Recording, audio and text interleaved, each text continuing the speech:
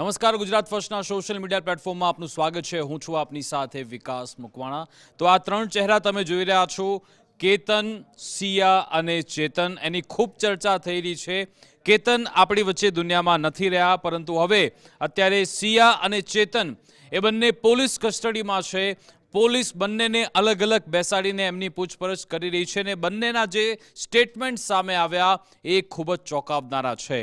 Police જ્યારે સિયાને પૂછી રહી છે કે તે આ આખું પ્લાનિંગ કેમ કર્યું, કારણ કે જો તને કેતન પસંદ નહોતો તો તું આ પહેલાં જ કહી શકતી હતી। પોલીસે એમ પણ પૂછ્યું કે શું સગાઈ પહેલાંથી જ ત્યાં પ્લાન તૈયાર કર્યો હતો કે પછી સગાઈ કર્યા બાદ ત્યાં નિર્ણય લીધો છે, આવું પ્લાનિંગ ત્યાં કર્યું હતું।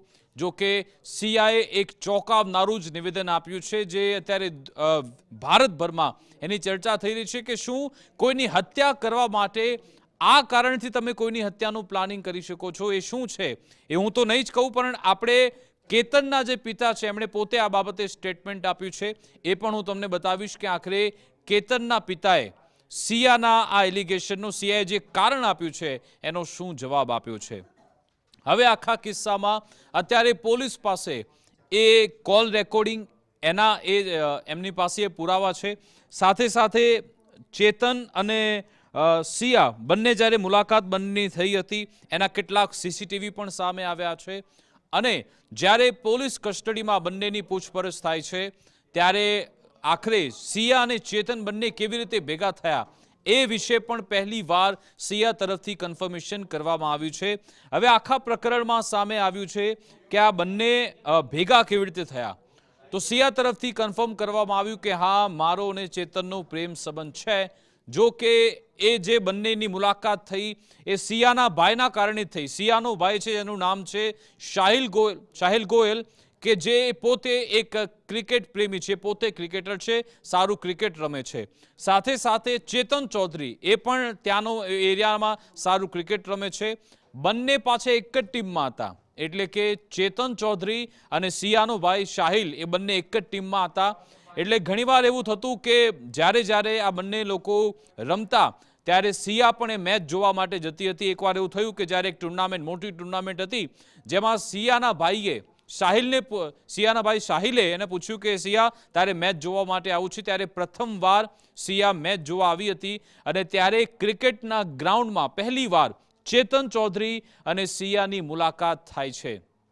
ત્યારે તો પણ એમનો કોઈ એવો પ્રેમ સંબંધ કે મિત્રતા પણ નહોતી, પણ વારે વારે આવી ટુર્નામેન્ટ થતી રહી જેમાં સિયા પહોંચતી હતી ને પછી બંનેની એવી મુલાકાત થતી રહે છે।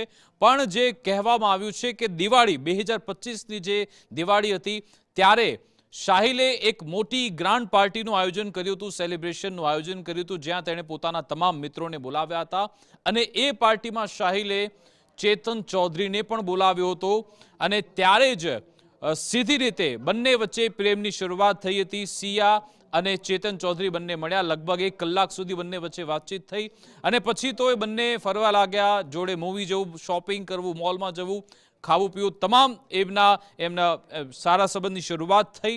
જો કે સિયા ત્યારે 19 વર્ષની હતી અને એ જ દરમિયાન એવું થાય છે કે બંને વચ્ચે પ્રેમ સંબંધ તો શરૂ થઈ ગયો હતો। હવે અગ્રવાલ પરિવાર એટલે કે કેતનનો જે પરિવાર છે અને ગોયલ પરિવાર એક ગોવામાં એ લગ્ન પ્રસંગમાં ગયા હતા, આ બંને પરિવાર ત્યાં હતા અને ત્યાં એક બીજો મિત્તલ પરિવાર છે, એમણે સિયાને જોઈ અને પછી એમણે નક્કી કર્યું કે આપણે કેતન સાથે સિયાના લગ્ન કરાવી દઈએ અને પછી આ આખી વાત પહોંચી, 2-3 વાર વાત પણ પહોંચી અને પછી અંતે નક્કી થયું કે ભાઈ સિયા અને કેતન આ બંનેના લગ્ન કરાવવાના છે બંનેના, અને પછી બંને પરિવારોની મંજૂરી પણ લેવામાં આવી અને એ વખતે કહેવામાં આવ્યું, કેતનનો પરિવાર એમ કહી રહ્યું છે કે ભાઈ અમે પૂછ્યું હતું, સિયા ત્યારે ખુશ હતી। સિયાના પરિવારજનો પણ એમ જ કહી રહ્યા છે કે સિયા તો ખુશ હતી, પણ આમાં જે અત્યારે સામે આવ્યું છે કે ભાઈ ચેતન અને સિયા એ બંને પ્રેમ સંબંધમાં હતા, એવી વાતો અત્યારે સામે આવી છે। અને તમે જુઓ કે આ બંને એકબીજાને મળતા રહેતા હતા।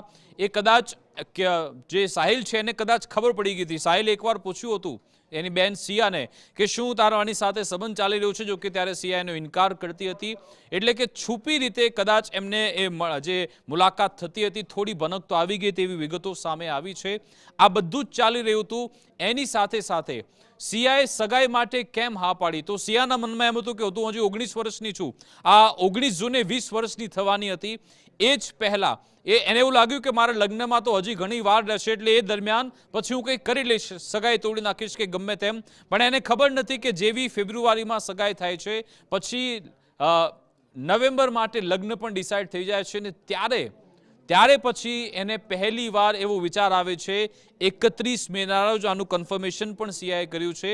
સિયા કહી રહી છે કે પહેલી વાર જ્યારે અમે 31 મે એ પહોંચ્યા હતા એ લોહગઢ પર, ત્યારે મને વિચાર આવ્યો કે અહીંયાથી કેતનનું એનું મર્ડર થઈ શકે છે. પણ હું જે વાત શરૂઆત મેં કરી હતી કે સિયાએ એક એવું ચોંકાવનારું નિવેદન આપ્યું છે પોલીસ કસ્ટડીમાં કે જે તમને વિચારતા કરી મૂકી દેશે. સિયા અગ્રવાલ એમ કહી રહી છે, માફ કરશો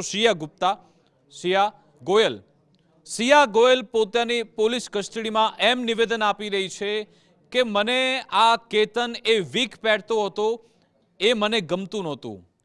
કેતન થોડું બોલવામાં થોથવાતો હતો અથવા તો બરાબર બોલી નહોતો શકતો, એ મને ગમતું નહોતું, એના કારણે મને એ પસંદ નહોતો.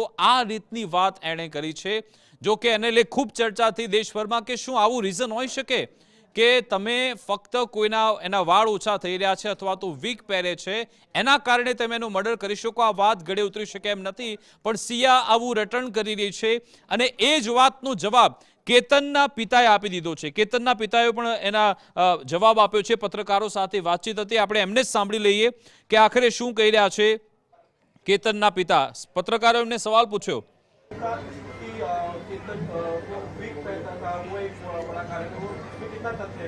सर केतन एक छोटा पैच लगाता था, लेकिन ये शादी से पहले ही क्लियर किया गया था, उनको सबको बताया गया था. तो आपको लगता है कि ये कारण हो सकता है कि सर ये क्या कारण है किसी बच्चे को मारने का? अगर नहीं पसंद था तो इनकार कर देते थे ना. તો કેતનના પિતાએ સ્વીકાર કર્યો છે કે હા, એક નાનકડો પેચ જરૂરથી લગાવતો હતો, પણ કોઈને મારવા માટેનું આ કારણ થોડી હોઈ શકે. તમને જો કેતન પસંદ નહોતો ને એમણે એમ પણ કહ્યું કે કેતન પેચ લગાવતો હતો એ લગ્ન પહેલા, સગાઈ પહેલા, એ નક્કી કરતા પહેલા જ સિયાને કહી દેવામાં આવ્યું હતું. તો પહેલાથી એણે ના કેમ ન પાડી, એટલે કે આ તો ક્યારેય કારણ ન હોઈ શકે. પણ હવે આ રીતના બહાના આપવામાં આવી રહ્યા છે અને દુનિયાભરમાં એની ચર્ચા પણ થઈ રહી છે. દુનિયાભરમાં જે આ કેસને ફોલો કરી રહ્યા છે કે શું આવું કોઈ કારણ હોઈ શકે ખરા. અને હવે જે હું વાત કરી રહ્યો હતો કે આમાં સાહિલની ભૂમિકા છે. સાહિલની ભૂમિકા એટલા માટે કે એના કારણે જ ચેતન અને સિયા બંનેની મુલાકાત થઈ હતી. અને હવે તમે જુઓ કે મહારાષ્ટ્ર પોલીસે સિયા ગોયલના જે પરિવારના લોકો છે, એનો જે ભાઈ છે સાહિલ, એમને પણ પૂછપરછ માટે બોલાવ્યા છે. એના વિઝ્યુઅલ છે. સાહિલને અગાઉ પણ એમની પૂછપરછ થઈ હતી લગભગ 10 કલાક સુધી, અને વધુ એકવાર એમની પૂછપરછ કરવામાં આવી રહી છે કે શું ખરા અર્થમાં આ તમામ બાબતોથી સાહિલ અવગત હતા કે કેમ, એની પૂછપરછ ચાલી રહી છે. અને સાથે સાથે એક સીસીટીવી પણ સામે આવે છે. તમે જુઓ સીસીટીવીમાં જે મેં ગઈકાલે બતાવ્યા હતા, ફરી એકવાર આપણે બતાવીએ કે આ એક મહત્વની કડી છે.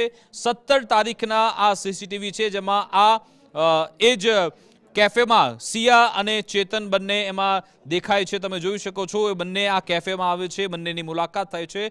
અને કહેવાય રહ્યું છે કે આ જ કેફેની અંદર 18 તારીખે કેતનનું મોત થાય છે અને 17 તારીખે આ લોકોએ પ્લાનિંગ કર્યું હતું. લગભગ 10-15 કલાક પહેલા એની આ સીસીટીવી ફૂટેજ અત્યારે ખૂબ વાયરલ થઈ રહી છે.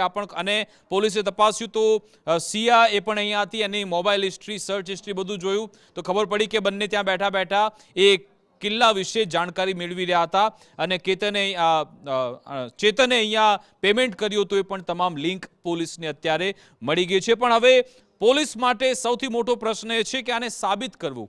આજે શનિવાર છે એટલે કે આ બંનેને આમને સામે, અત્યાર સુધી તો બંનેને અલગ અલગ બેસાડીને પૂછપરછ કરતા હતા. પહેલી વાર ચેતન અને સિયા બંનેને સામસામે બેસાડીને એકબીજાને પ્રશ્નો પૂછવામાં આવશે. હવે બંને અત્યાર સુધી જે વિગત આપી છે એમાં કોઈ કોન્ટ્રાડિક્શન થાય છે કે કેમ. પોલીસ હવે આ બંનેના મગજમાં ઘૂસવાનો પ્રયત્ન કરી રહી છે કે આખરે, કારણ કે હવે એકબીજા પર ઢોળવાનો પણ પ્રયત્ન છે. મેં ગઈકાલે બતાવ્યું હતું, કોઈ એમ કહી રહ્યું છે કે ભાઈ ચેતને ધક્કો માર્યો હતો, પેલા કહી રહ્યા છે કે સિયાએ ધક્કો માર્યો છે.